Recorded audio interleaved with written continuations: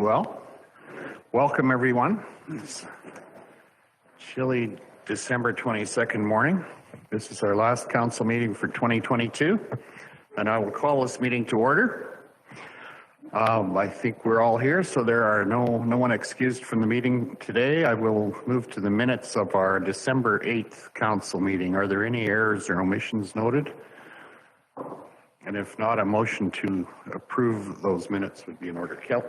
Holly, please. Motion approval of the minutes. Thank you. All in favor, please indicate. That's carried. Call for post-agenda items. Is there anything to add to the agenda? Holly, go ahead. Just ag education, please. Ag education, okay. Under, where we put that? Under 13.1. 13.1, okay, thank you. Anything else to add to the agenda?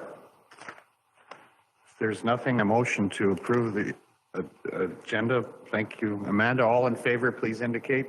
That's carried. Thank you. Question period. Any questions or notices of motion? Nothing up there, Todd. Seeing nothing, we'll move on to bylaws number 7 and invite our Director of Corporate Services, Mr. Lane Johnson. Welcome. Thank you. So the bylaw had been given first reading during your last meeting. There has been a couple of minor text edits made to it just to clarify different sections throughout the bylaw. You're in a position to proceed with second and third reading if council so chooses. If it's second reading, it will need to be as amended. Okay, with the markups, right? Correct. Yeah. Okay, Matt, did you have a comment? Yeah, I wonder if we could just get Jeff up to the table to maybe speak about the additional charge for additional water units. So this is probably the most significant edit since it was here for first reading. So just to make sure it didn't get by anybody. Right, thank you for that. Jeff, please. Good morning, everybody, and thank you very much. We had an amendment to the schedule of fees bylaw previously. We had the discussion and received some direction from council for new rural water units and the costs surrounding those. And we decided that the costs surrounding those, what we would recommend would be that anybody registering for a water unit that doesn't have service currently would pay the full cost of construction. We were going to lose the $1,500 registration fee and leave it at that. So that's what we did under first reading. And then I got to really give Jolene a shout out here because she's the one that caught the scenario where somebody, some questions she receives very infrequently are people that already have a service and they want to increase their capacity. So they may have one unit, which is 300 gallons a day, and they may find that, hey, this isn't cutting the mustard for our family, for our business, for whatever we're using the water for. We need 600 gallons a day, or we need 900 gallons a day. So the only installation that we made in was the addition that properties which are currently serviced by the system may purchase an additional water unit at 300 gallons per day where capacity exists, and we put the cost of that at $10,000 in there. It's up from the previous 7,700, but we thought that was a reasonable amount to put in there.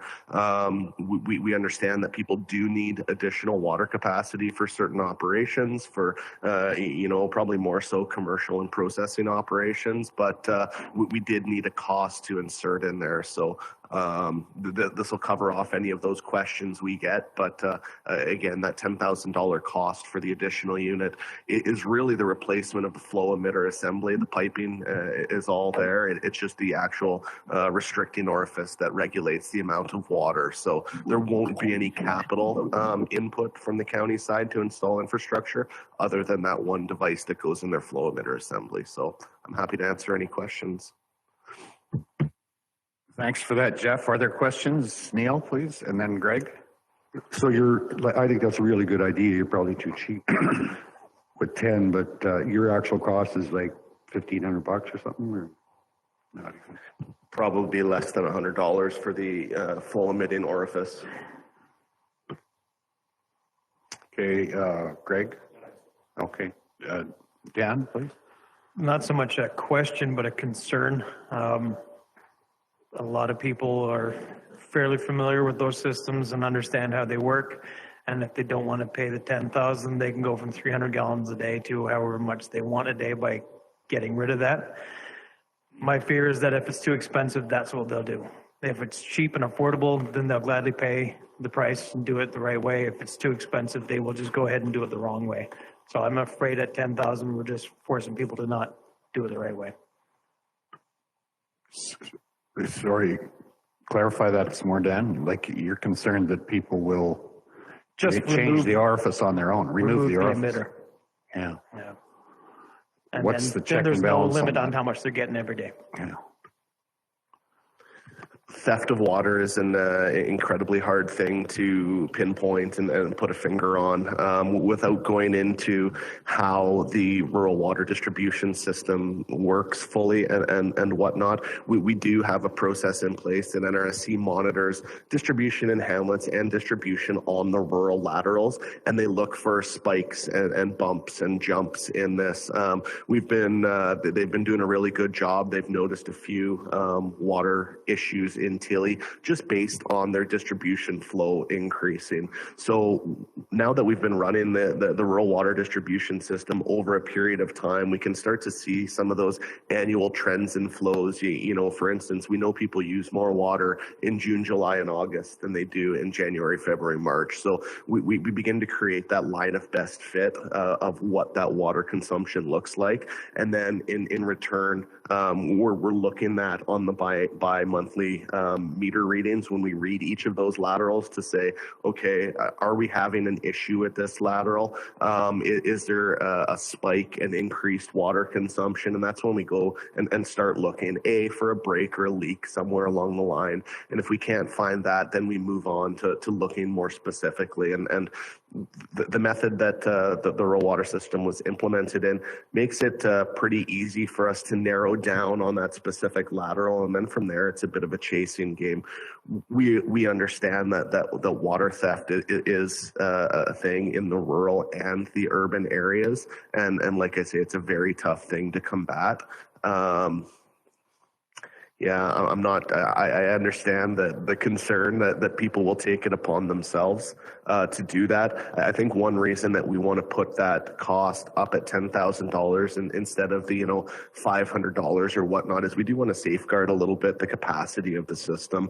When we make that price too affordable for people to secure, they may come and take water that they don't need. We would rather proceed with, education of how they can increase the amount of water that they can get and store over time than provide them with additional water out of the pipeline, if that makes a little bit of sense. Thank you. Lane, did you have an additional comment? And then we've got other questions here. Just a couple of things to consider. 300 gallons a day is going to take care of most all large families that are out there. This situation would apply more likely where an additional unit is required to service a second yard or a second house in the same yard. That's where you really get into a situation where additional water is required. With regards to a deterrent for misuse of the system, we do have a bylaw which literally gives us the authority to go in and disconnect the service if there is abuse or theft that has occurred. It's fairly significant penalties that can apply, and we would hope that that is a deterrent that would give people second thought before they're going to go in and do anything that they shouldn't be doing when it comes to tampering with the system. Thanks, Lane. Greg? Other than shutting off the water so there is a deterrent, is there a limit, a fine, and is it significant? Let me go back to the actual bylaw and get that detail for you, but yes, we do have it in place. It has been considered. It's in there for that very reason.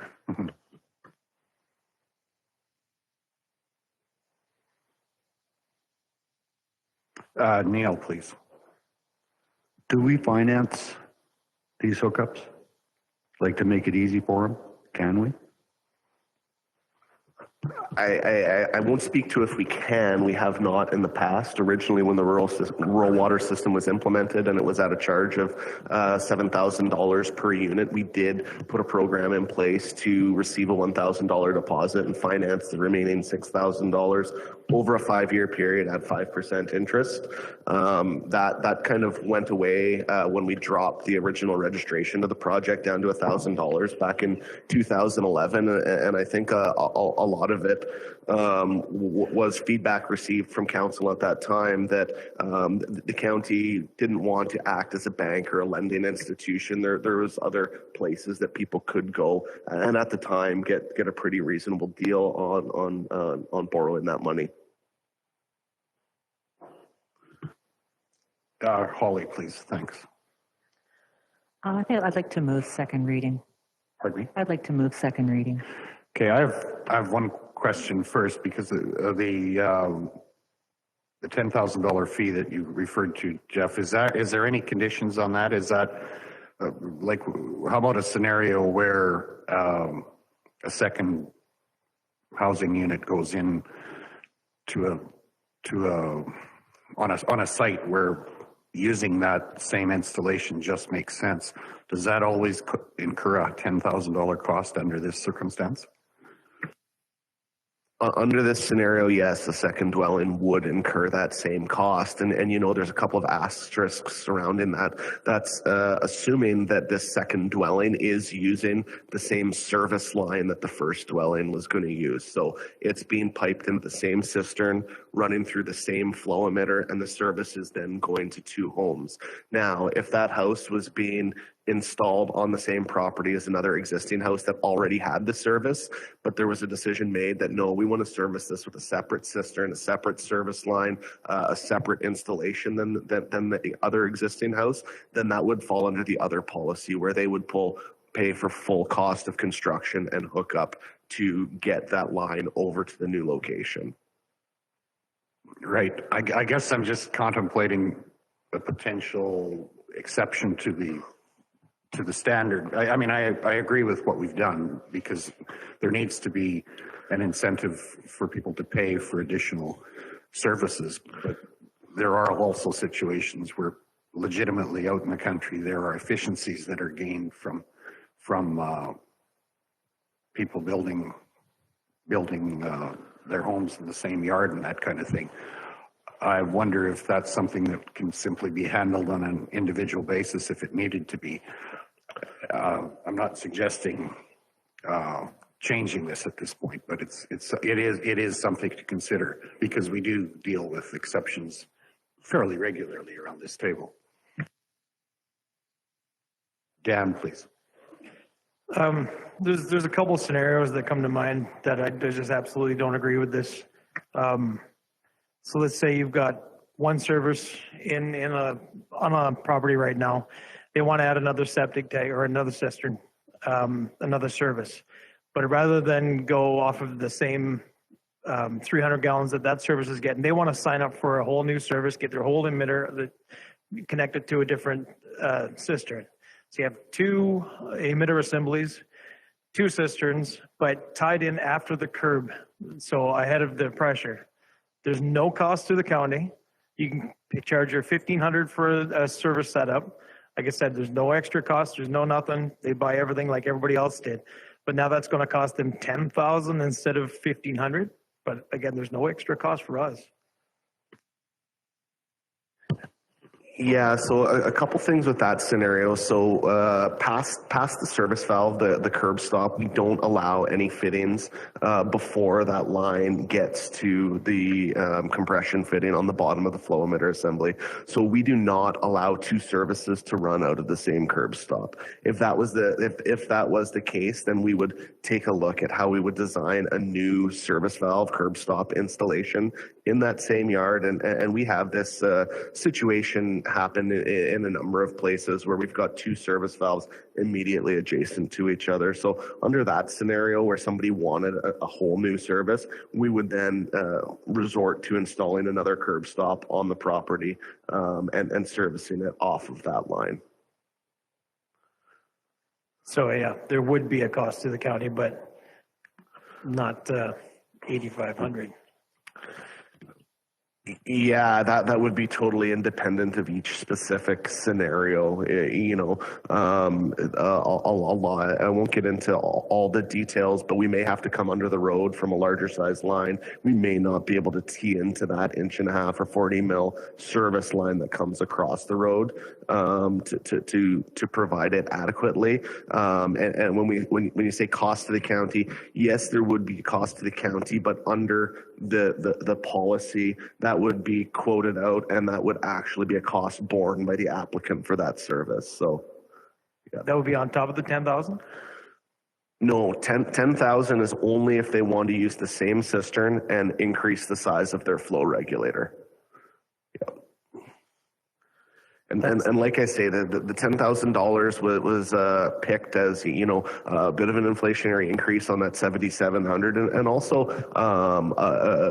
I don't want to say a deterrent, but something to safeguard the capacity of the system. And like I say, we really want to move forward with educating people on what can be accomplished with a single service and 300 gallons. Lane mentioned that, you know, that 300 gallon service is going to service an incredibly large family. And that's very true, especially for everybody here that has a service.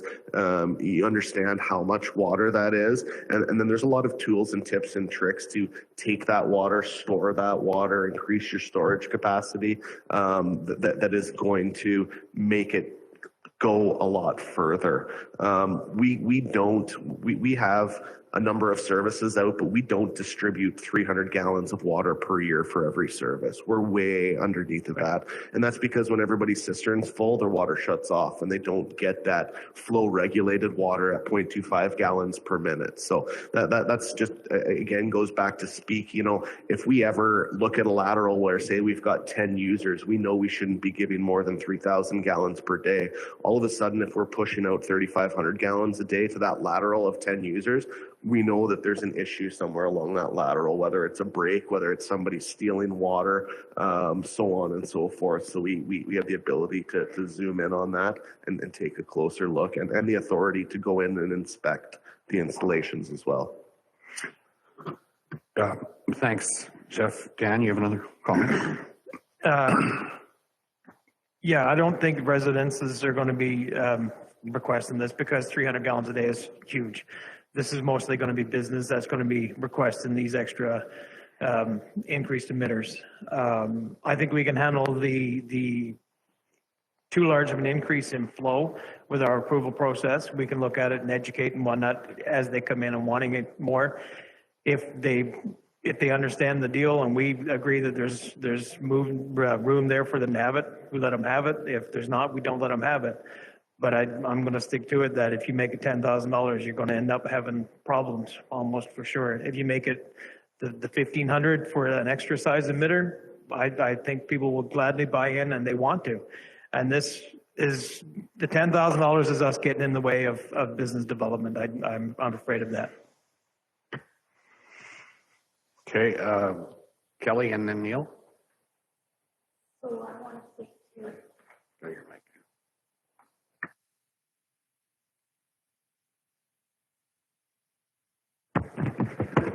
So I want to speak to securing that safety and that capacity. I think we're breezing over that a bit. If we make it too easy or too low, people may pay the $1,500 and start watering their lawn with this water. And we are in irrigation country and we don't want that to begin to happen. Or they may put a spigot outside and start selling their own water. If they have the capacity to do so. So I'm just, I don't want us to breeze over that capacity safety level. Thank you, Neil. Our cost is still on the last system, $18,000 a unit. Isn't that what you mentioned? On the original install? No, what we're doing right now. The new. I don't have those numbers off the top of my head, but I think it's a little bit higher than that. That's okay then. Like, yeah. This is a steal for anybody. To get the first yard for $1,500 and then come back in for the second yard for 10. If it's a business, it's not much of a business if they won't pay the 10,000, and that's deductible. So really, in the business, it shouldn't be an issue. But we're giving this away at a super deal, even at 10 for two lots. Yeah.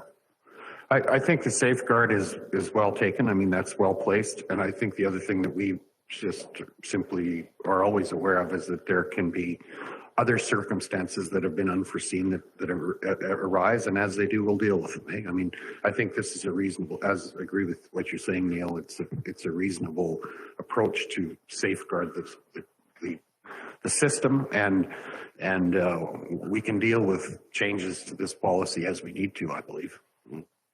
I have a motion. Go ahead, Jeff, and then we have a motion. Sorry, just one thing of note, but prior to the introduction of the phase 2 of the rural water project and the $1,500 incentive, previous policy in the schedule of fees bylaw would have saw a $7,700 charge for somebody to gain an additional unit. So, I mean, it's not that far off of where it was, and yeah. Plus the cost of installation as it still is now. So, yeah. Okay, thank you. Are there any other comments or questions? Ready for the question? We have a motion for second reading. All in favor, please indicate. Opposed? Okay, that is carried. Thank you.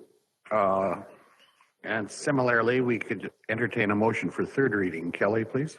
So moved. Okay. Third reading. All in favor that we move to third reading, please indicate. Opposed? That's carried. Thank you.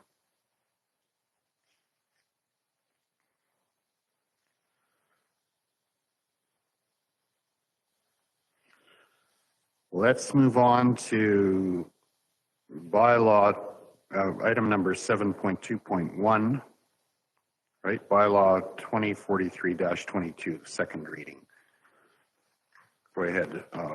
So again, this bylaw was given first reading during your last meeting. The intent of the amendments in the bylaw is primarily to formally recognize that council has established the committee of the whole, and that there is the need to acknowledge and provide for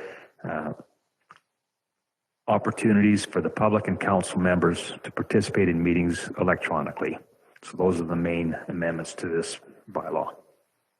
Okay, thank you, Lane. Are there any questions or comments?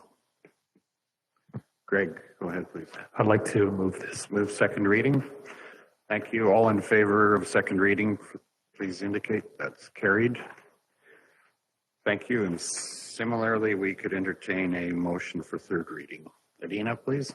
I'll make that motion for third reading. Thank you. All in favor of third reading, please indicate.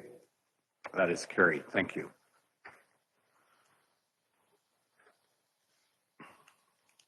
Okay, I'm going to suggest that at this point we move down to item number 10, which is our policy review, to keep Lane with us here, Director of Corporate Services. 10.1, political council delegations. Go ahead, Lane, please. Okay. So we're going through the process of reviewing and updating all of the policies that council has in place. These three are all somewhat related to the council meeting process. I have covered off all three of them in my report. The first one that is before council for consideration is the political council delegations. For this particular policy, we don't see a need for change or revision. Council may feel otherwise, but the primary intent of this is to make sure that there is an opportunity for individuals to request an audience with council, regardless of the party that they're representing. With regards to the other two policies that are referenced in the report, no hats or caps in council chambers. Again, this one, we're suggesting minor edits to it, recognizing the fact that some meetings of council and or committees take place outside of council chambers, and that there may be certain situations where headdress is appropriate given an individual's ethnic, cultural, or religious background, and it would not be appropriate to ask them to remove their headdress or hats head coverings in those situations. So that particular policy, again, is fairly minor in its revisions. And then the electronic recording of county minutes or meetings, again, this one acknowledges the fact that council isn't able to control everybody's recording device and people may be recording. It also acknowledges the fact that we do actively record council meetings and that those recordings are posted online. So all three policies are before council for consideration. We're asking for approval of the amendments for the two of them and just confirmation on the first one. Okay, thank you. Are there any questions or comments? Neil, please. Why don't we just scrap the hats part of it? I don't see that that's even applicable anymore. Yeah, you're suggesting that we allow people to wear hats in here? Yeah, if they want to. What's the difference? Okay, that's an opinion. I like the protocol myself, but that's my opinion. I mean, it's up to us. Ellen, please. I'm kind of with Neil on this one. People have various reasons why they wear a hat. And who is it up to us to say what the reasons may be behind it? So I'm with Neil on this one. Okay, thank you. As I indicated, I like decorum at some level, and they could be wearing them sideways too. That would be concerning. Go ahead, Kelly, please. Yeah, no, this is a protocol that I'm not in favor of changing either.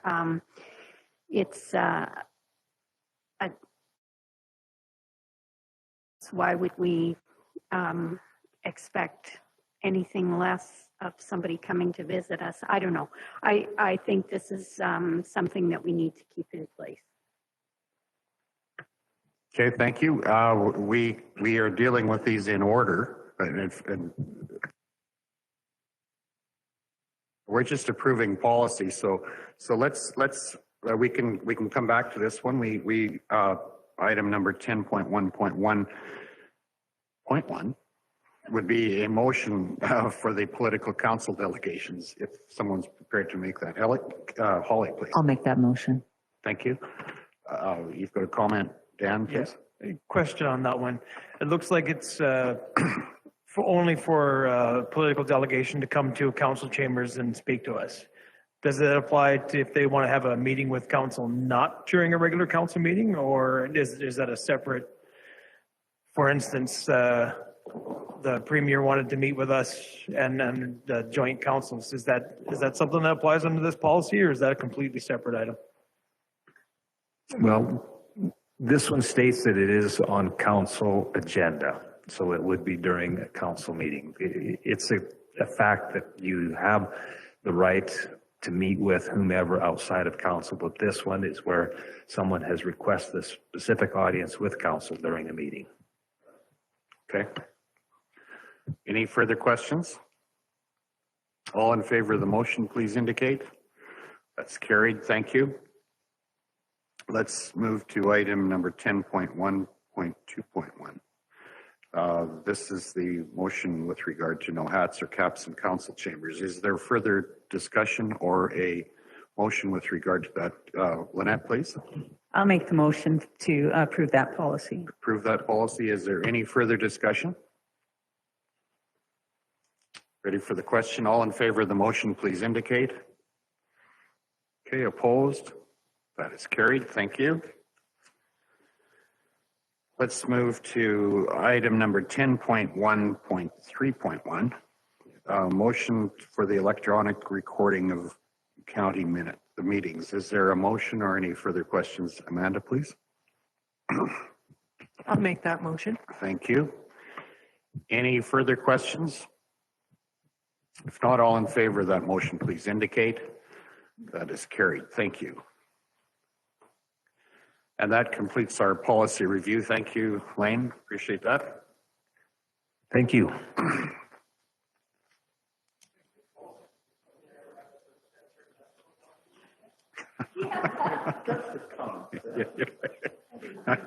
You're-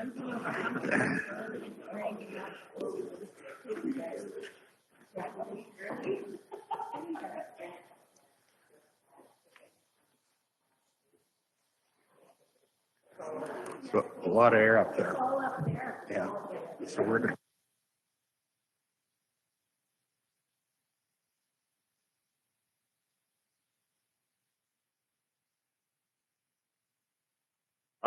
let's move on to item number 10.2, Foothills Little Bowl. Matt's going to take us through that, please. Yeah, so this is just notice of the meeting that is happening January 13th in Lethbridge. We had received this earlier in November. The important date to note is if we have any resolutions that we want to get to Foothills Little Bowl, we need to have those sent off for tomorrow. So maybe that's my segue into the next item.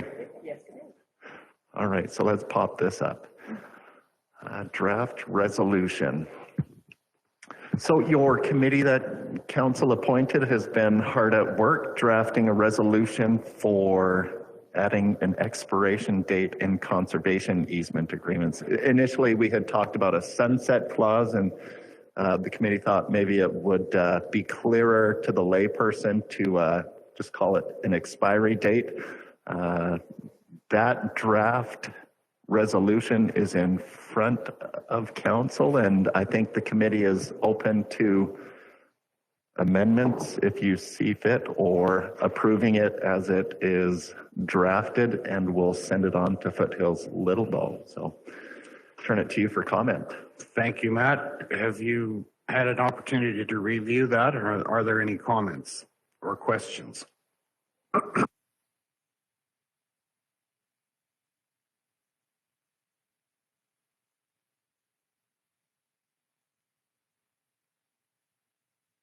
Thanks, Dan. I understand what's going on here for sure. And part of me, when I hear that it's going into conservation in perpetuity, kind of does make you like, whoa, really? Forever? But then at the same time, we talk about all the time, we don't want to be telling landowners what to do with their land, but now we're saying, hey, you can do it, but you can only do this for 50 years. It's kind of a tough balance. It does seem like it's us trying to tell them what they can and can't do. But of course, we do tell them what they can and can't do. So it's kind of a tough one for me. I understand why, but I don't know if I'm fully on board with it. I think they should have the right to do that if they want. That's part of the legacy, is to lock it up forever. But then again, that's a long time. Thank you, Kelly, and then Ellen. And I'm of the same thought pattern, and just further to that is, I was of the understanding that easements were regulated by the federal government. So I may be wrong on that, but I think then this would be giving Alberta government direction to deal with the feds to change the conservation. That is not correct. So Alberta government regulates conservation efforts. So I think Matt's done some background work on that. Yeah, so it's through the Alberta Land Stewardship Act is where the amendment would need to happen at the provincial level to include an expiration date in conservation agreements moving forward. And can you tell me, are there other provinces that have expiration dates in their act? I cannot answer that question. That's an excellent question. I think this is probably out of the box. I think most of it has been looked at for being in perpetuity. I mean, the conservationists want things locked up forever. So this would be going against the grain a bit. But I think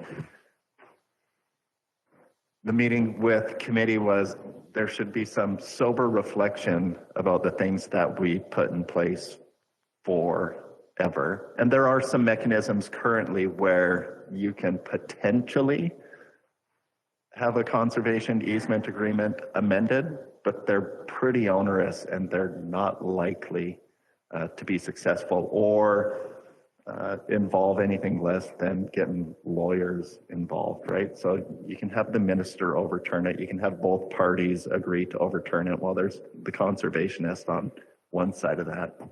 And I think the view really was, you know what, whether it's 50 years or 100, give the property owner their right in time, but not to lock things up for forever. So whether it sees any lift with the province.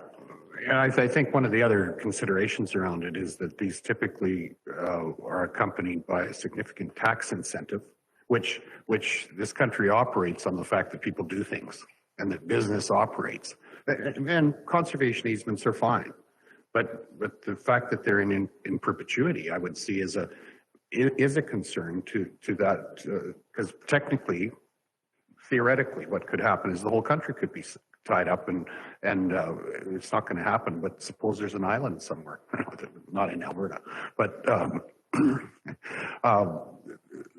it's. I think in the interests of long-term activity on our landscape, it just seems. I mean, this is a personal opinion, but it's somewhat presumptuous to give one generation or one group of people a significant tax benefit to tie land up and seriously restrict what can happen on that land in perpetuity.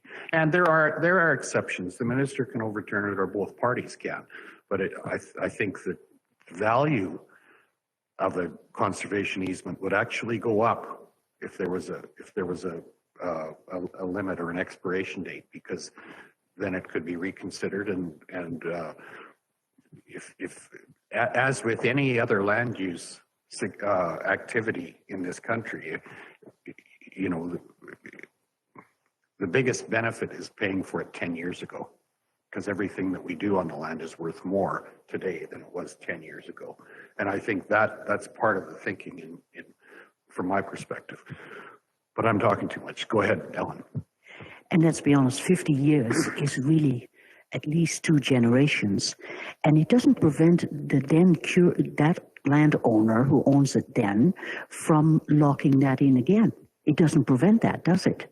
They can, if they wanted to go that route, they could. Go ahead, Matt. Thanks, Ellen. Yeah, it's a really interesting one, right? Because I don't think the county's opposed to conservation. I think the idea behind the resolution is to open the door again for consideration of what's the fair value of conservation 50 years from now. Instead of one generation getting the tax benefit and taking it to the bank and everybody else never having a kick at the can, I imagine conservation values just increase over time. So that's kind of, I think, some of the idea behind it is opening up that door again with some ease instead of it being such an onerous process to, hang on, I'd like to do something different with the land, and maybe it makes sense, maybe it doesn't at the time. Okay, thanks.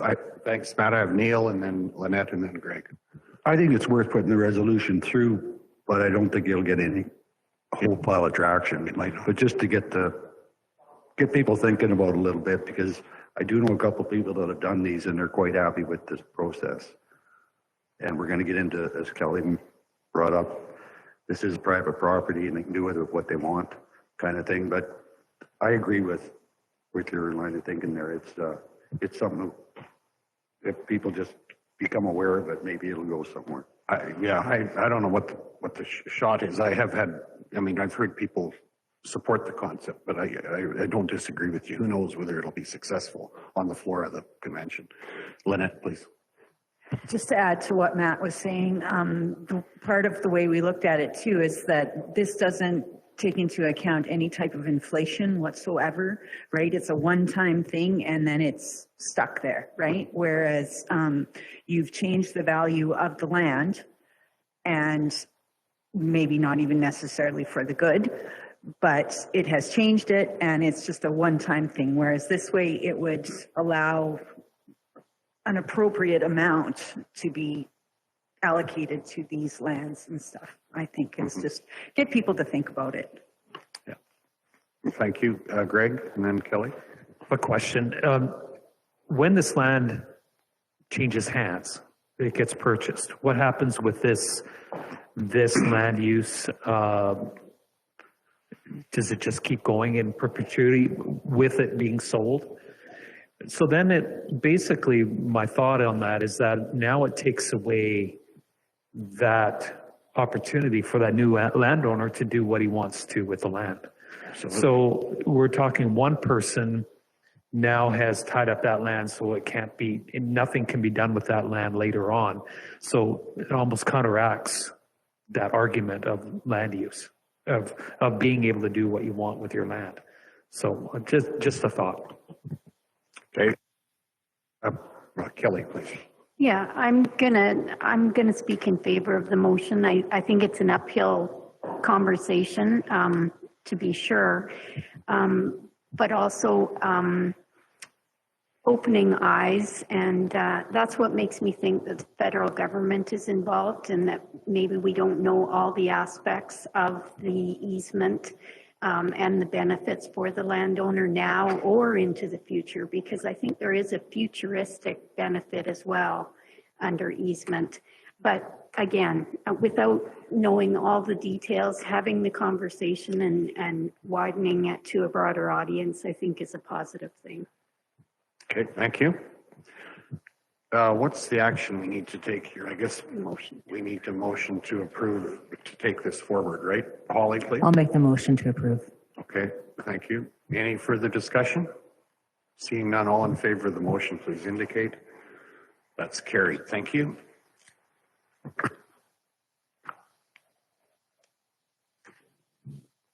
Thanks, Greg. Todd, have you got, we've got delegations at 11, but we've got 15 minutes, so we can always pick up later if we need to. All right. Mr. Todd Green. Why, thank you. I apologize for it being cold in here, but I know nobody's going to fall asleep because you're shaking so much. That the northwest wind really messes with the HVAC unit that's in the room right there, so we had to shut it off. Well, yeah, making sure you're all here. All right, so we do have some resolutions just to continue the resolution talk that we will be dealing with at the Ag Service Board Conference in January. I didn't see anything that really stuck out to me as that we would be necessarily opposed to, but that's just from my desk and my opinion. So I guess the first one, creation of a mid-level Alberta Veterinary Medical Association professional designation. I thought that was actually kind of a neat idea. We do see that in the human medical world, so there probably would be some opportunity for that. I tried to reach out to one of the local vets to get his take on it. Unfortunately, he must be just busy and wasn't able to get back to me on it. Because I don't know enough about that world to know what the vet techs currently are able to do. So that's what I was hoping to learn a little bit more about. But I think, the MD of Greenview has a good idea, kind of a mid-level, and that would take some of that labor component away from our current vets. So that was where my opinion was on it. I don't know what everybody else thinks. Okay, thank you. Any further discussion? I don't disagree. I think we can, two things. I think one of the things we'll do today is appoint a couple of people to vote on our behalf, right? But we will also have opportunity to discuss these prior to the floor discussion in Grand Prairie as well, right? So I think this is a good, at this point, preliminary. I mean, if there's things that we see that we're opposed to or strongly, I guess if we endorse them, that we can do. But if we're strongly opposed, I guess would be a more significant consideration, eh? Yeah, for sure. And it's just kind of my goal to take some notes so that when we do get up there and we're having the conversation, we were leaning yay or nay. Sure. Yes. Okay. Go ahead. Sorry to interrupt you. Oh, you're good. I'm going to write leaning yay. I had another one on rural veterinary students. I think this one has been discussed multiple times in the past, just trying to get rural kids to be rural vets. It's harder to get city kids to want to be rural vets. And we obviously, we see, I mean, vet shortage in general, but large animal vets are a very big shortage. So I think maybe giving a little extra credit for kids coming from the rural areas would be good in the application process, in my opinion. So I was, from my desk, I was leaning yay on this one. I think we're leaning yay too. Go ahead, Kelly. I was still on. The only place it falls short, this resolution, in my opinion, is defining what rural is, because that conversation comes up quite often, that rural is not defined here. Okay. It's a word. Mm-hmm. Okay, thank you. That's a really good point, because we probably have a different definition of rural versus what other people would. So I wrote that as a question. Maybe Kelly, well, you're not coming to the ASB conference, but maybe we'll ask that for some clarification.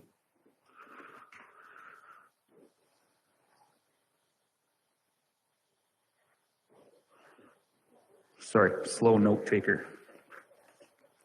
But leaning yay. Oh, just one, Lynette, sorry, Todd, yeah. I was just going to add to that.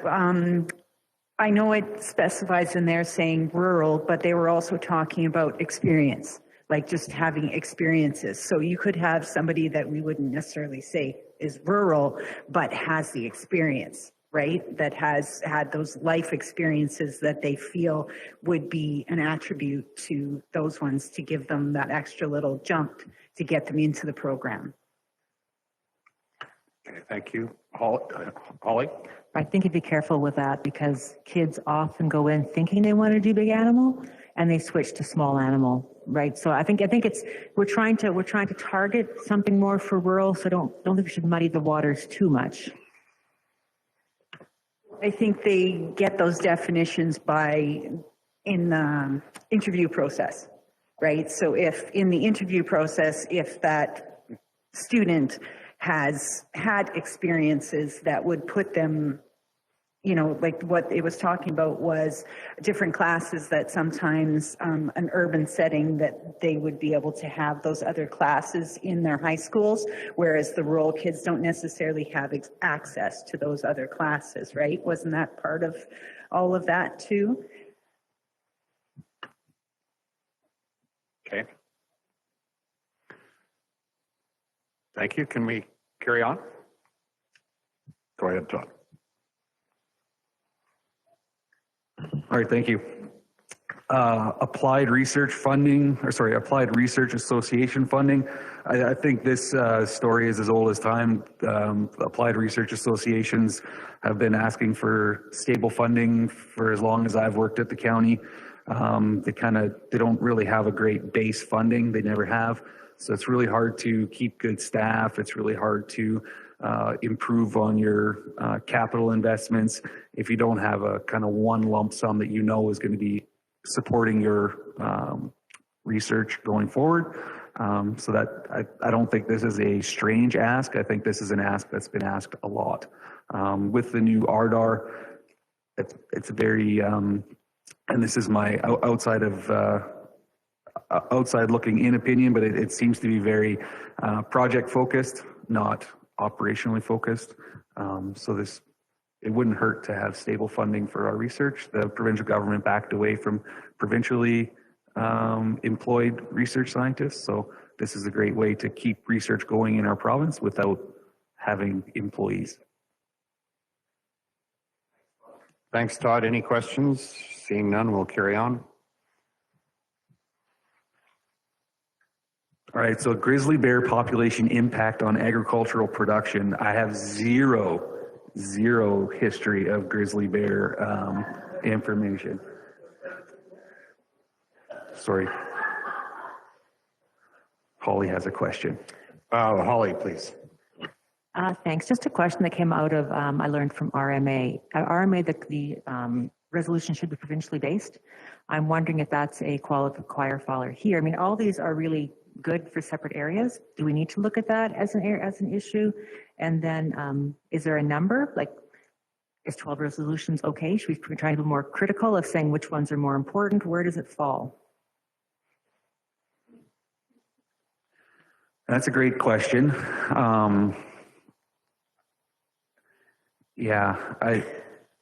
So our resolutions follow similar to your RMA, where you go through Foothills, Little Bow, and then to RMA, right? Our resolutions go through our regional areas, and then they go to the provincial conference. We do have a set of procedures that I can double check and see if we have that in there, that it should be more provincially based, but I don't believe we have that in there. It's a big province. There's lots of different things going on. So I think this is it's one political avenue to make change, I guess. This one does seem very, very specific to the MD of Greenview. And maybe this one is better. And like I say, I don't know anything about grizzly bears or BMA 2 versus BMA 5. But this one might be a good one to recommend Greenview, just to talk to that specific department that they need to make that change to, right? And advocate that way or through that ministry. But this is a political avenue to use as well. Okay, thank you. Dan, please, and then Neil.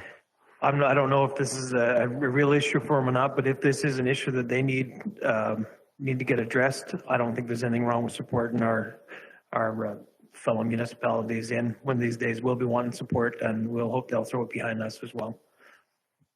Okay, thank you. Neil, please.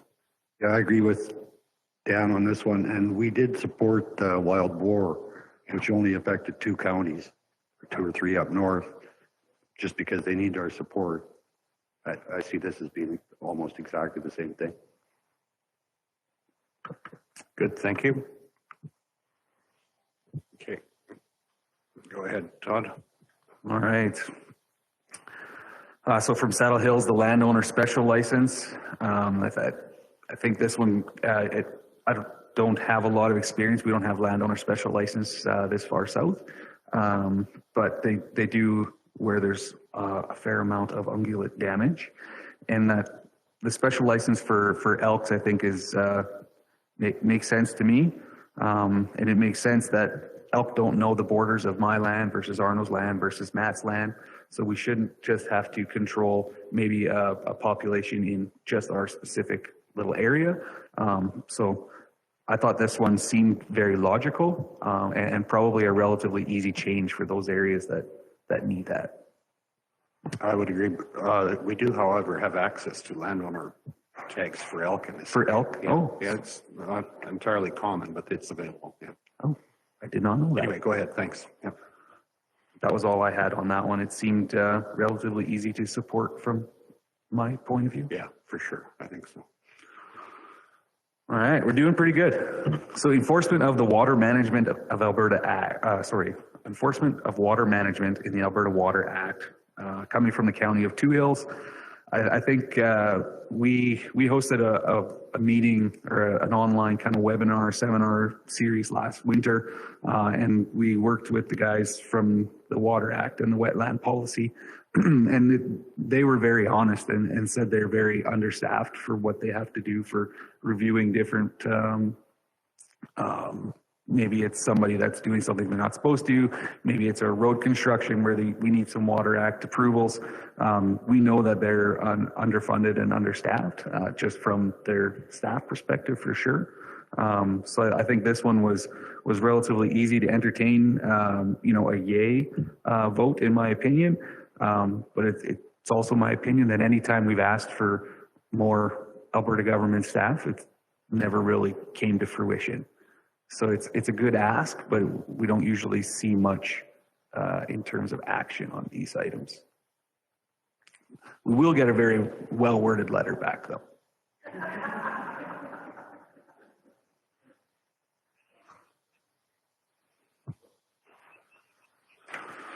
Okay. Keep rocking. Carry on. Yeah, thank you.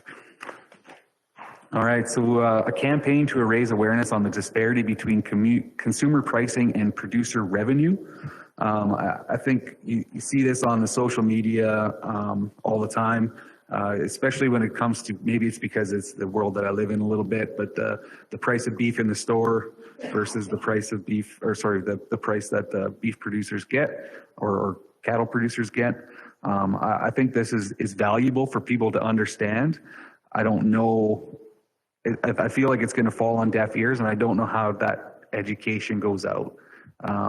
So because we all have a different price of production, we all have, you know, the intake is different. So again, Arno has a different price of production on his beef than Matt has on his, than Holly has on hers, and so on. So, I mean, it's just hard to put it in specifics, I guess, in my opinion.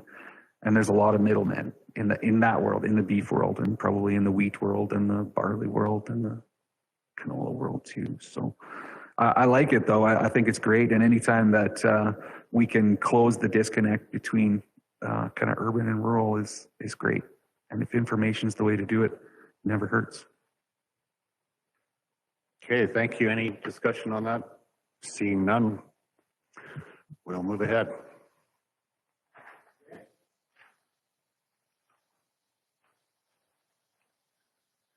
This is one that we had talked about down in, where do we go? Finch Street? Blairmore, yes, sorry. South region. So consideration of municipal environmental and agricultural policies for large scale solar and related energy development. This is one that I think when we had our little meeting before we went into the resolution session, I think everybody in the room was shocked that we didn't have as much problems as other municipalities had.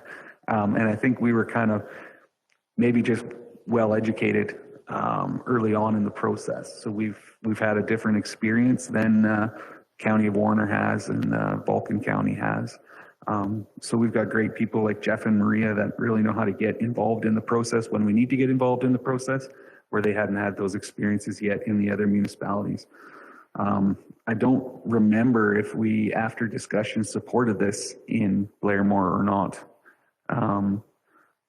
But I still don't think it's a bad ask, but there already are procedures in place to get involved. So I think it'll be, again, another nicely worded letter back, letting us all know how to get involved. Okay, thank you. Neil, you've got a comment? Yeah, I couldn't disagree with the resolution more than I disagree with this one. Like, why we want to get involved in private property, tell people what to do with their land is, it's not our business. Somebody wants a solar farm, I bet you every person that's got one is pretty happy. And the companies are happy. Where are all these complaints coming from? It's not, we're out of our league here. This isn't our business. Yeah, and I think specific to the Warner, where they had some of their problems, was the company that came in to do the work ended up having to do a bunch of dirt work. And I don't know anything about the project, so necessary or not, I don't know. But what ended up happening was they had the whole half section was eroding, and it was closing the highway. So they didn't take all the maybe necessary precautions in that way. So I think that's what Warner's getting at with their environmental kind of policies. So. Okay, thanks. Matt, did you have a comment? Yeah, the thing that I think was even worse with the Warner situation was their ag guys recommended the seed mix that they should use for their area, and they totally ignored it and changed it. So that's where I think it's legitimate for municipalities to assert your planning authority and say, you gotta use some sense. Like, we figured it out and we're telling you, so you should incorporate the seed mix into your plan. That was a pretty sad experience for them. Okay. Neil? Yeah, I'm on board for that line of thinking. I think in anything, you always have bad companies, right? The majority are good, but you can get a bad company. Okay, thank you. Should we come back to this? We can. It's 11 o'clock. I think we've got a delegation here. So thanks, Todd. We'll continue this probably after lunch. Okay. I know, and usually I try to talk so fast you guys don't even know what's going on, and then this time I took my time. So my apologies. We'll move to, thanks, Todd. We'll move to item number 8.1, a funding request from the Scandia Community Hall Board. And we have a delegation with us this morning, and we welcome you. I think you're going to, are some of you going to be making a presentation? If you'd move to the mic, and then we will have introductions. And then I'll ask Matt just to give us the background to where we're at with regard to some of these. Pardon me? Yeah, please go ahead. Yeah. Okay. We'll have everyone introduce themselves, and we'll begin with us, and then move through the audience as well. Neil, go ahead, please. Neil Johnson, Division 10, Brooks. Amanda Philpott, Division 8, Duchess. Ellen Unra, Division 7, and I represent the people around the village of Rosemary. Greg Screever, Division 5, Castles and Lake Mill Resort. Good morning, I'm Kelly Chrisman, and I'm from the west side of the county. I'm Arno Dirksen, Division 9 in the gym area. Welcome, Matt Fensky, County Administrator. Good morning, all. Good morning, Adina Scandrup, Division 2, the Tilly area. Good morning and welcome. I'm Dan Short from Division 1, Rolling Hills. Hi, Lynette Kopp, Division 3, Patricia Millicent area.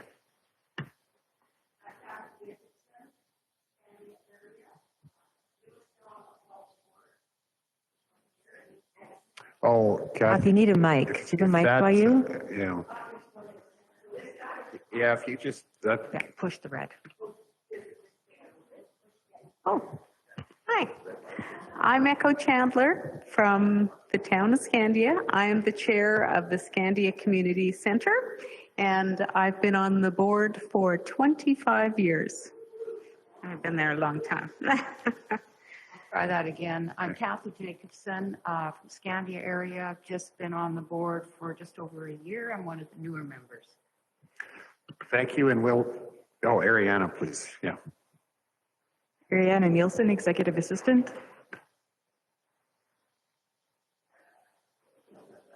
Lane Johnson, the Director of Corporate Services.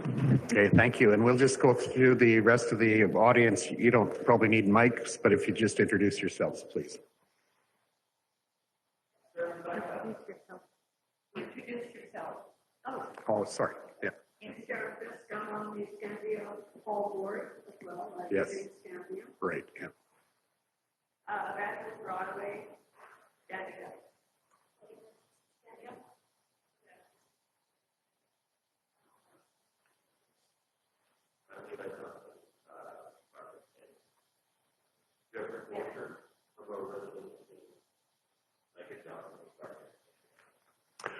Welcome all. Welcome to our chamber this morning, and we look forward to your presentation. I'm going to ask Matt, our CAO, to just give us a background and some information pertinent to the discussion.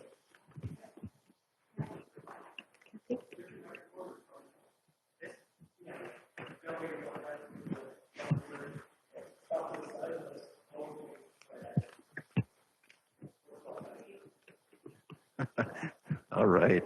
I don't have any thunder to steal here. We've received a funding application from the Scandia Hall Board. We talked about the need for breathing some new life into that facility during our budget planning conversations. And since that time, the official application has come in. And I'll turn it over to the Hall Board to give their presentation, and I can follow it up with some of the recommendations and options for council. Sounds good. Thank you. Go ahead, Echo and Kathy. Yeah, actually, I have a spot for it. So we'll just, okay, we'll get started. So I'm here to address the request for a decision that the Scandia Community Center submitted on December 2nd, 2022. The east half of the Scandia Community Center is deteriorating, and it has been getting substantially worse in the last 6 months. Scandia is a very self-sufficient community, and we've always looked after our small breakdowns at our hall within the community, and we have not asked the county for financial support. Now we have a situation needing more than we can do as a small community, and we need help. We are asking for funding of $414,000 as a Category 2 facility life extension. We are requesting an urgent or emergency situation due to the scope of the deterioration of the east half of the Scandia Community Center. Holding off and slowly fundraising to get this project done does not make sense to the Scandia Hall Board. We need to get this job done and keep our community pride and interaction. Our quotes have come in, our quotes on the project have come in at approximately $550,000 to do the new work, and I'll run down, should I run down the numbers right now? Is that okay? Is that making sense? Okay. Okay, so we're asking for $414,000. This is the remaining to be completed in the rebuild of the hall portion. We think we can get $50,000 off this amount by doing a lot of the stuff ourselves. We are very, yes, enterprising, and we're quite a talented community. We have lots of help and skill. So we think we can paint it, we can put the flooring in, and do the air conditioner installation.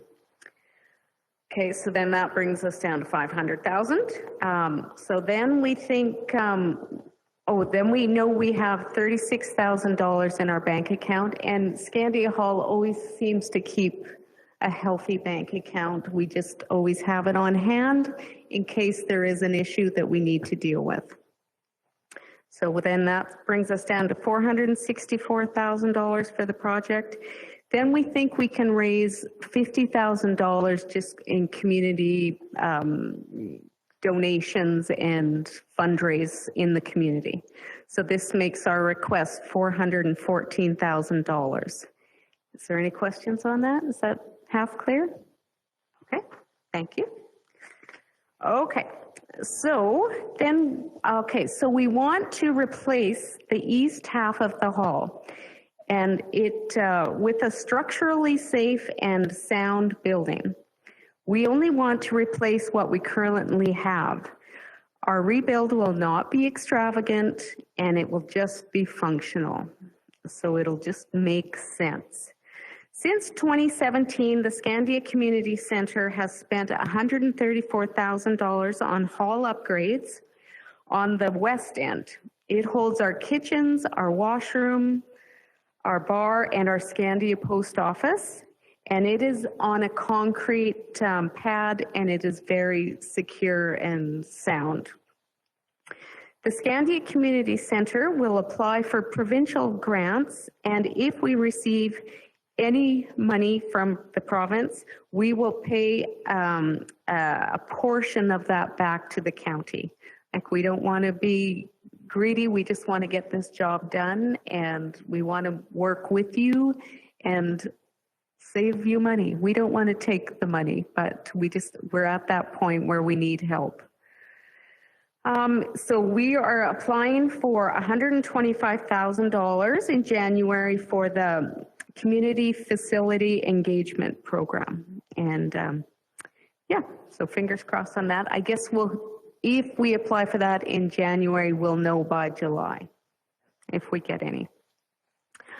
Okay, so Scandia is labeled a growth hamlet in the county, and we need to keep our hall for local recreation and more. We have new businesses moving into Scandia. ICI, Integrated Crop Inputs, servicing the large agricultural community in Scandia. And we also have the Coffee Barrel, a coffee shop and lunch deli. And then we also have a large RV park that will utilize our facility. So we're feeling that we need to act swiftly. The floor is failing. So now we will look at the pictures, and I'll let you see what we're dealing with. Okay, so this is the north side. Okay, so then you can see kind of, what's the word? Saddleback on, this is the part we want to rebuild, just this end. And that's kind of the portion of the hall where the wood is and where we sit the tables for any functions. This is also, I think, 50 years old when it was put together. This is from the south looking north. You can see the gazebo that was put in for the 100th anniversary.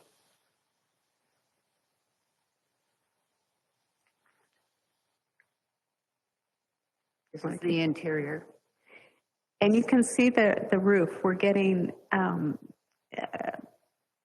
water damage, and that's new. The door at the back on the right has a seal that is not sealing with the exterior door. Those are supposed to be secure exits. We use a towel. I don't know if you can see in that one to block Keep the mice out. Yeah, keep the mice out, keep the wind, keep the snow out, keep the water out. There's a close-up. And this door, this Sorry. door here is spongy. Like it's, the floor is giving out. It's spongy there. It's terrible. It's scary. On the left, it doesn't quite show up in this photo, but there is a crack actually longitudinally, so some of the boards there. You know, we looked at options for replacement, and I mean, you could go in, this is post and beam construction underneath. You could go in, excuse me, and dig, sorry. And dig that out, but it would require taking the back wall off and getting machinery in to navigate across the floor. It would be a big project. And just kind of a Band-Aid fix. It wouldn't. Yeah. So this is down the southeast wall and, or sorry, the southwest wall. And you can see under the bench, the floor is starting to give away and create a sag. This is a close-up of that.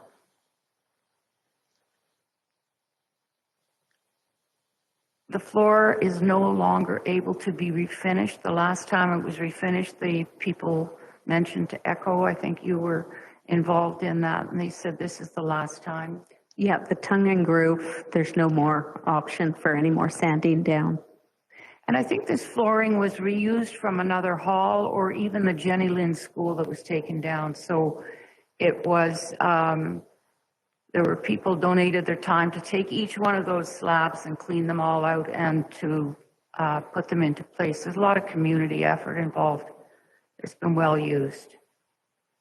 Here's some of the ideas for the structural or the water damage in the ceiling.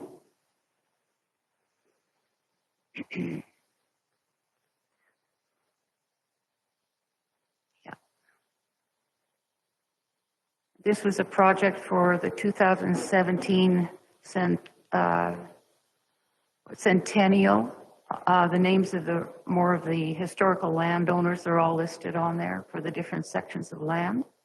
And Scandia is very proud of that map. It's any function we have, there are a lot of people looking at it, and we will move that with pride. Yeah, it's quite large. And this was donated. One of the ladies in the community created this quilt representing all aspects of the history of the area. Beautiful, it hangs in the back. We have a lot of support in the community. We thought of, you know, if we didn't get some help, and we did get the community and facility enhancement funding, it would be $125,000, but there's also a stipulation there that you need to have the work completed in, I think it's 18 months, and it might be pretty hard to raise enough funds within that time frame to do that. Yeah. Okay, so our hall is very well utilized, and we hold two very successful annual fundraisers. Our pancake supper and pie auction in February, and the turkey shoot in November. We have many young families in the area, and we want them to come and use a safe hall. Now, I know we have been asked 3 questions by this. Okay, but I don't know by who. Who asked the questions? Oh, okay. Anyways, somebody asked us if we've had an inspection, if we have blueprints, and if we have community involvement. No to number 1, we don't have an inspection, but we saw the dirt floor and the rotting beams underneath. We could see it. Blueprints, we don't have that. We're kind of waiting for what funding becomes available to us, because the engineer drawings will be approximately $18,000, and we can't spend that money unless we know that we're moving forward and making things happen. So we're just kind of waiting on that. Community involvement, we just had a meeting about a week ago, and it was very well attended and very positive, and we know this has to be done. And time is of the essence, and they're very supportive of the renovation. Is there anything else you want to say, Kathy? No, just that we know it's a big ask. We know that the cost of construction has increased significantly over the past years. I talked to one engineer. He said it's very doubtful that the cost would ever go back to the 2018 levels. I checked Stats Can, and just in Alberta alone, not in other cities or provinces, the cost of non-residential construction building prices have increased between the city of Calgary and Edmonton about 10%. We're thinking if we wait and gather money, raise money slowly, the cost of construction might still increase. And therefore, I'm not sure that that would be as much of a savings. So it's kind of a, yeah. And so I would just like to say Scandia is a wonderful community and a great workplace to work and live. There is great pride in our facilities. The hall houses a large map that you saw, and the landowners through the years are all listed, and it's beautiful. And we also have that quilt hanging there with pride. We need to act swiftly as the floor is failing, and we just see the results daily. Another thing I want to just show you is our community is very supportive, and we are very self-sufficient. We've never asked for money in the past. We needed a new cooler in the hall. I'm going to pass this around here.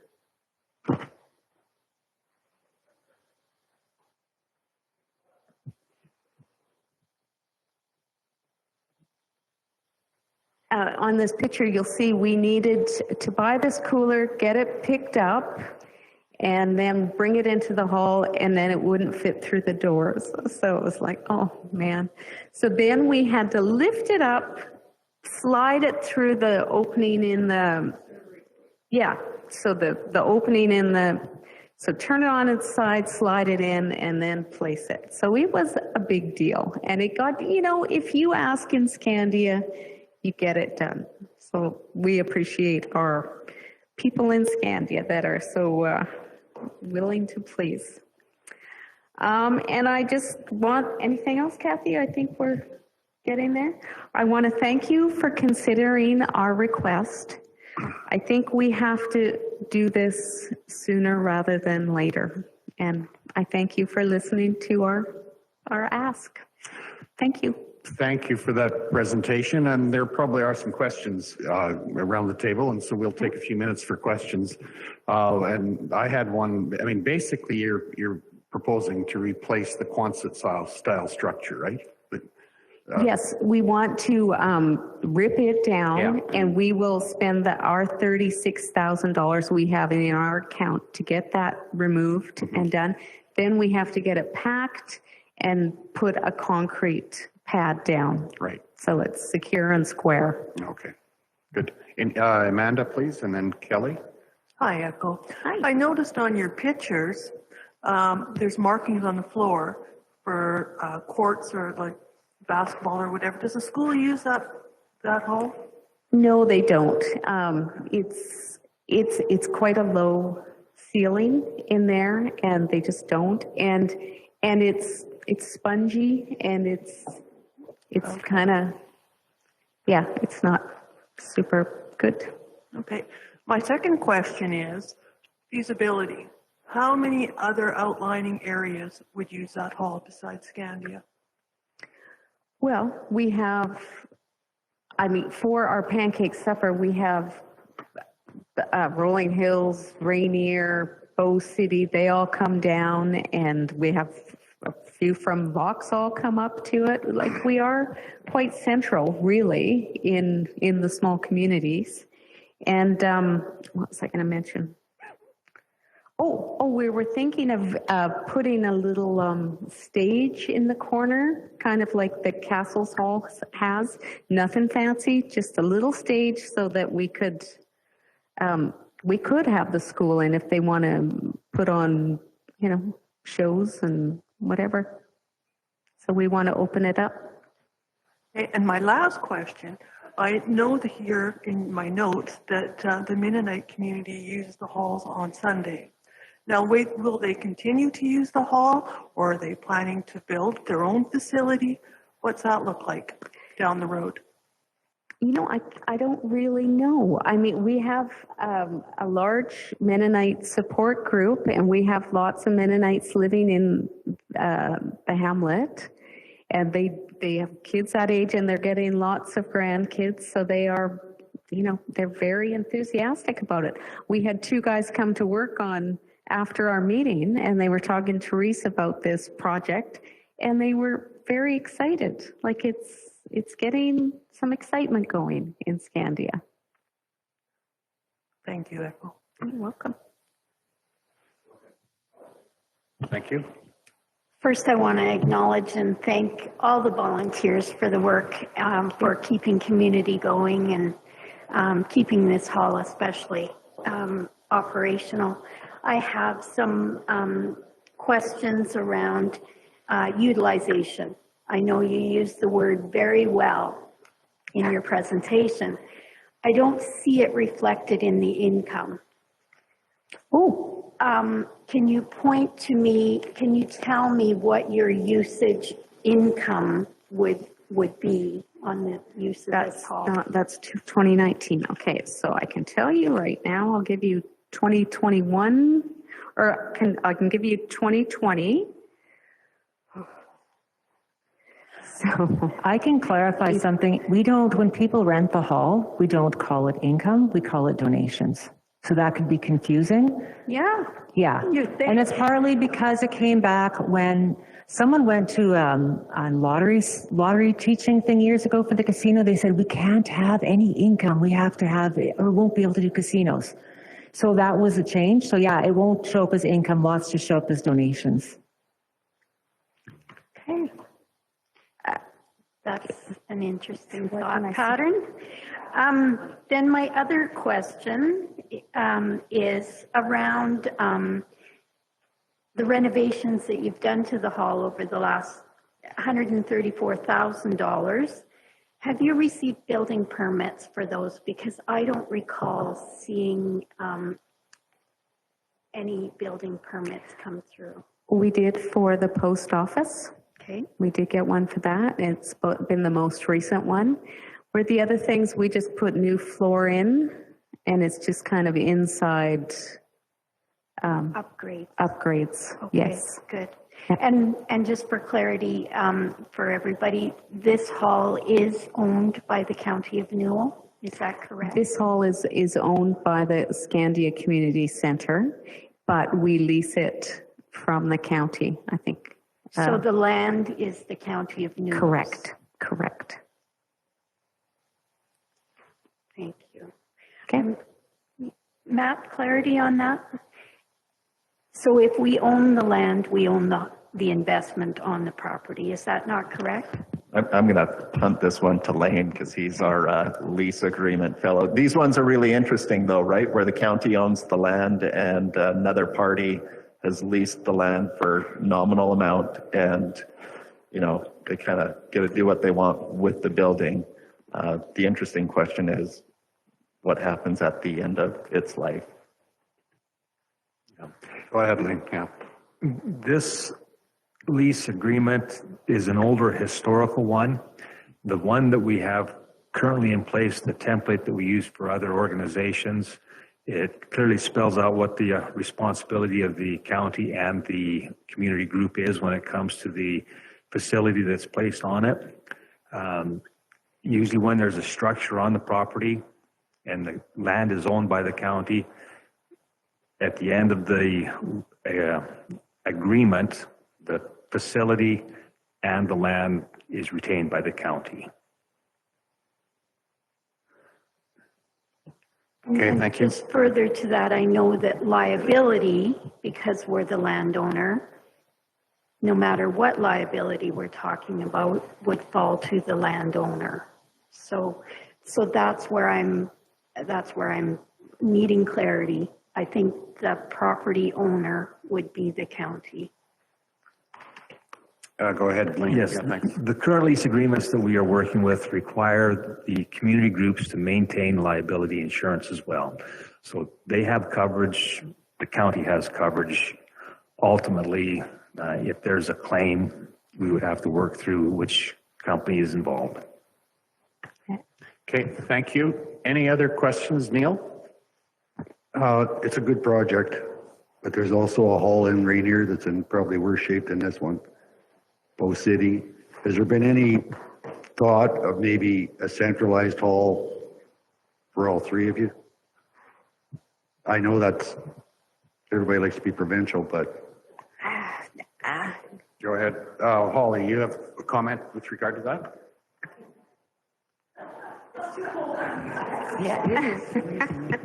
Rainier Hall is not in worse shape. I've just spoke to them before this, and they have no needs of a major project for their hall. They're not submitting a grant application. They're fine. Bow City is fine with where their hall is at. So I've spoken to the ones in the area and said, if you have something, you know, the fundings are bring it forward. So they haven't expressed an interest in doing anything. They're happy with their halls. But once we do one new one, we have to, it's more important to be fair to everybody in the county. I have a pretty hard time denying another request when maybe a little bit of a regionalized thing would give a lot better hall to a lot more people. I guess it's like saying to Rolling Hills, let's get rid of your hall and just use Tilly. Even though Division 4 is different, we have 3 hamlets. Each hamlet is quite unique and has their own sense of identity. So I think I look at each one individually. If the proposals come forward, we look at them, but we haven't had anybody else asking. I've asked around most communities. Patricia's got a really new hall. Rolling Hills is happy with theirs. Castles is new. I think we should look at them as they come forward. You know, as they need work. We have a $5.5 or $6 million fund, whatever it is, Matt, that we really should be using on to keep up all the facilities, whether it is in our Hall of Once money or it's a curling rink. We need to support our facilities. Okay, thank you. Are there any other questions, particularly with regard to the group that's here making a delegation to this morning? Lynette, please. You've brought up in your presentation that you feel like it's almost an emergency to be getting this corrected. Has there been any thought to actually having an engineer come and have a look at it to give you an idea of how long it will last with the state that it's in right now, or is it literally going to fall apart next week?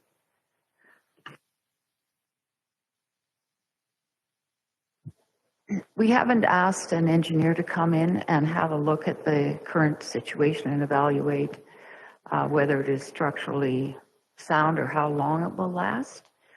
But given the deterioration within the past year even, it's looking like this will just get worse I bet, within the next 5. That's what I'm thinking.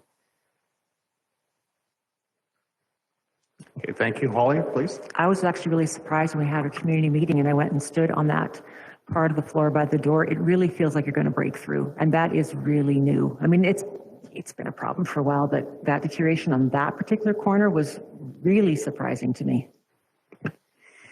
Okay, thank you. Kelly, you've got a question? Something integral to my line of thinking.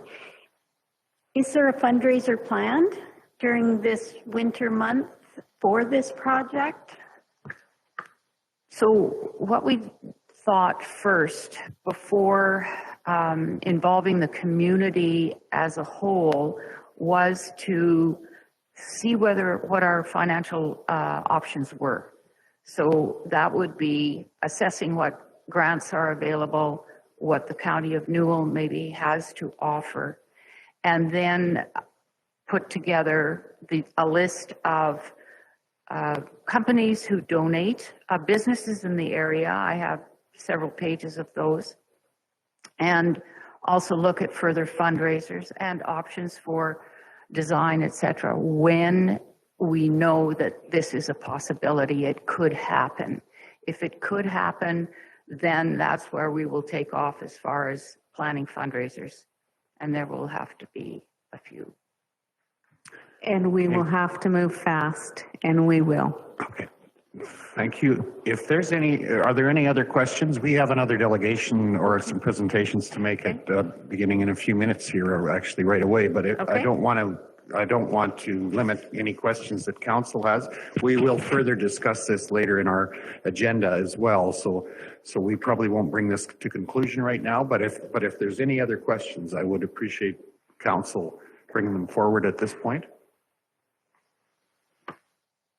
Seeing none, thank you for your presentation this morning. It was much appreciated, and thank you also for the good work you do for your community and our area on behalf of your community. Thank you.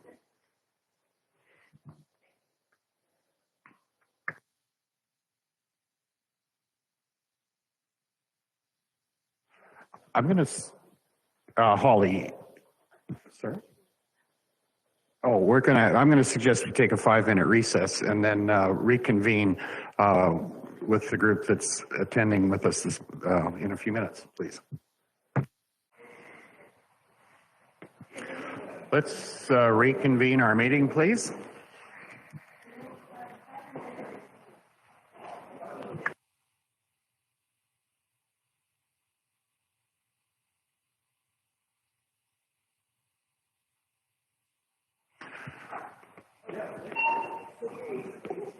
Well, everyone are ready to reconvene? Well, this is a welcome to the group that's come in this morning. This is a privilege for us to celebrate long service awards with our firefighters and emergency services in the county. We are very well served in this area by people who have had a strong commitment to firefighting services and to our communities to provide safety and emergency service to us in our communities. That's a significant thing for us, and it's certainly a privilege for us to celebrate together with Stuart and our fire crews long service awards. So welcome here this morning. We're going to go through a presentation of awards, but I'm going to suggest that we begin with introductions, and this will take a couple of minutes, but it's worth doing. Go ahead, Neil, and we'll go around the room for introductions. I'm Neil Johnson, Division 10. Welcome, guys. Good work. Welcome, Amanda Philpott, Division 8, Duchess. Hi, Ellen Unra, and I represent the countryside around the village of Rosemary. Hi, it's my name's Greg Screever, Division 5, Lake Mill Resort and Castles. Good morning and welcome. I'm Kelly Chrisman, and I'm from the northwest side of the county. I'm Arno Dirksen from the GEM area, Division 9. Morning, Matt Fensky, County Administrator. Good morning, Adina Scandia, Division 2 around Tillian area. Good morning and welcome. My name is Dan Short. I'm from Rolling Hills, Division 1. Hi, I'm Lynette Kopp, Division 3, Patricia Millicent area. Hello, Ariana Nielsen, Executive Assistant. Wayne Johnson, the Director of Corporate Services. I'm Holly Johnson, Division 4, Scandia, Rainier, both city, and I'm trying to keep warm. Yeah, please. Absolutely, that would be great.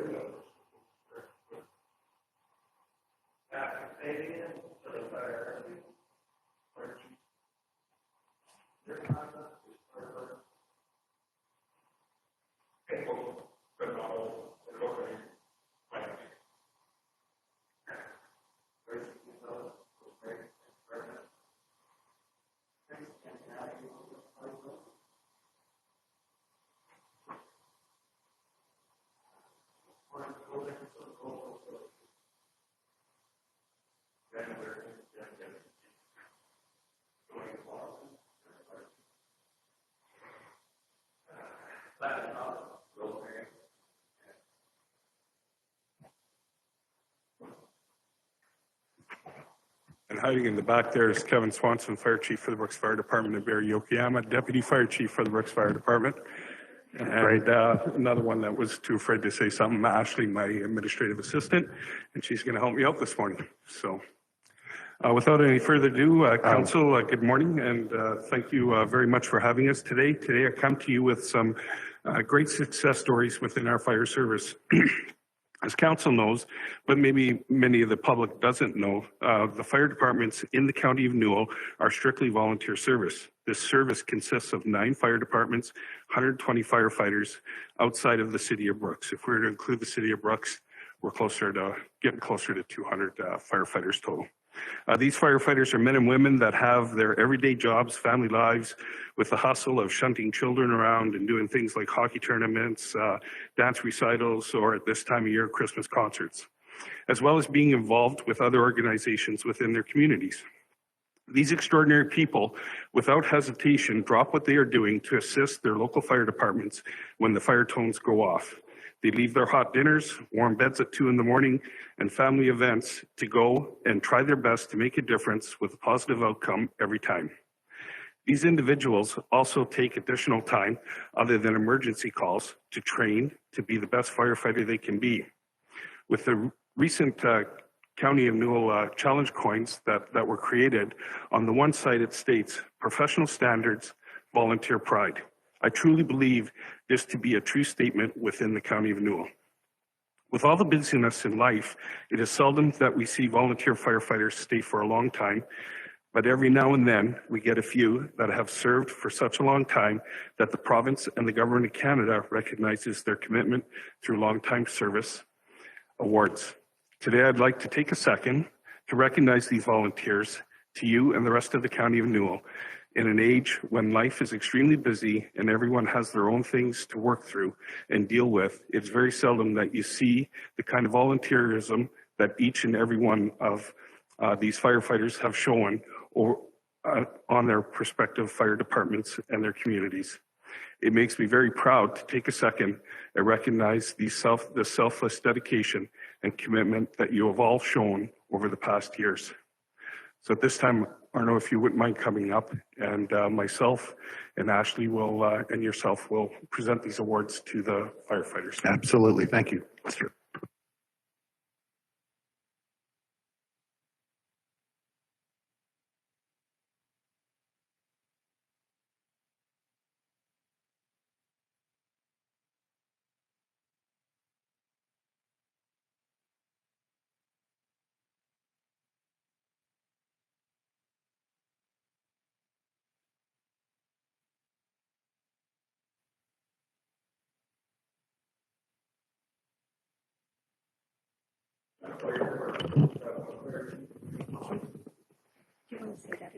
Sure. Okay, thank you. So we're going to start off with our 12-year awards, and we're going to start off with Dwayne Clausen, the Fire Chief of the Gem Fire Department, Daniel Dirksen of the Gem Fire Department, and unfortunately not here today, Derek Schreiber of the Gem Fire Department.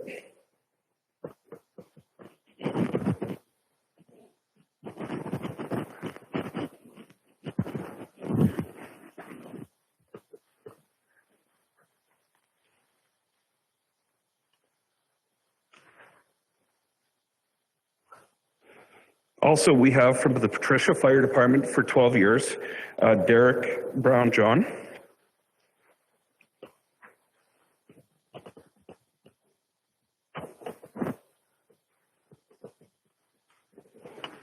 And then from the Rosemary Fire Department for 12 years of service, Landon Hott.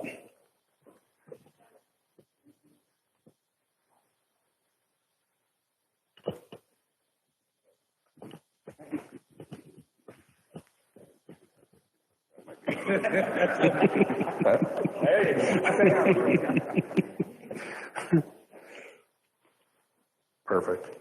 All right, so next we're going to go into some longer years of service. And from the Tilly Fire Department, unfortunately wasn't able to be here today, but I hope I say his last name right, Kevin Pontarello. There you go, for 20 years of service. And then also from the Tilly Fire Department, our Fire Chief, Patrick Fabian.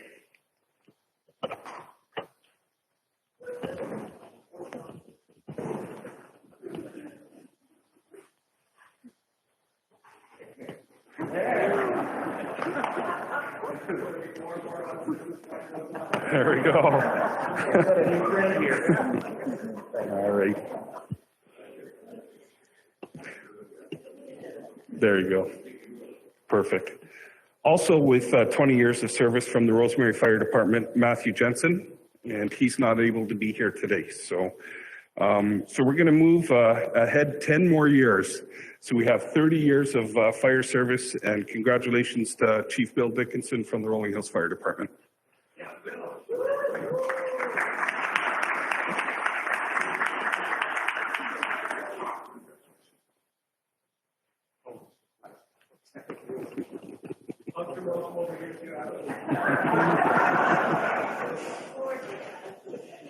Perfect. All right, so if we move ahead just a couple years here, we have for 32 years of service on the Rosemary Fire Department, Tracy Tanagami.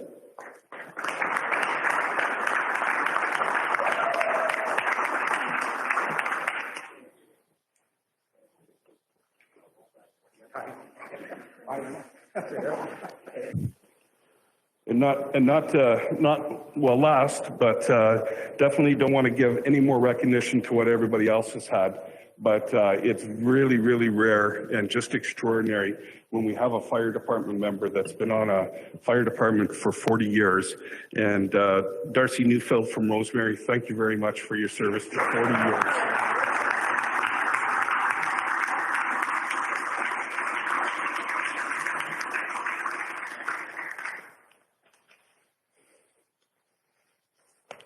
All right, so just to finish off, I'm going to make Councillor Christman hold on here for a little bit. So Chiefs, firefighters, today we want to stop and just take a second to recognize you for the years of service that you have provided for our fire department. I know, and I want the rest of the county to know that this dedication, it's not for money, it's not for self-ambition or recognition, but it's for pride. Pride in your community, pride in yourself, and most importantly, pride in knowing that at the end of the day, when you go home, be tired, and you hear those tones go off, you head out the door without hesitation. You have pride in knowing that you help to try and make a positive difference in someone's life. So from myself, the County of Newell, the rest of the fire chiefs, thank you for the number of years that you have all put in your respective departments and communities, and will continue to do for many years yet. Bill.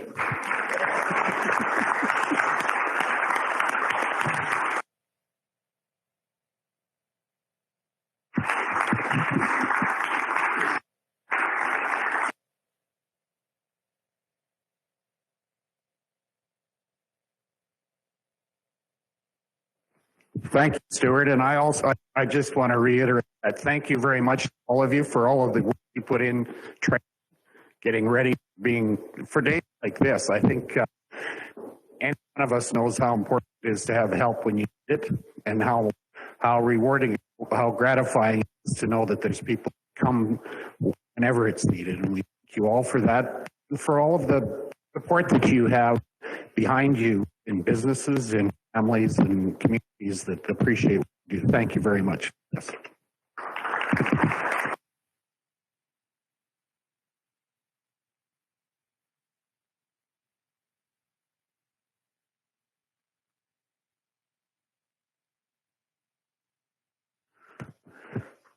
this is a good time to recess for lunch, and we're all welcome to stay. So welcome and thank you for coming today.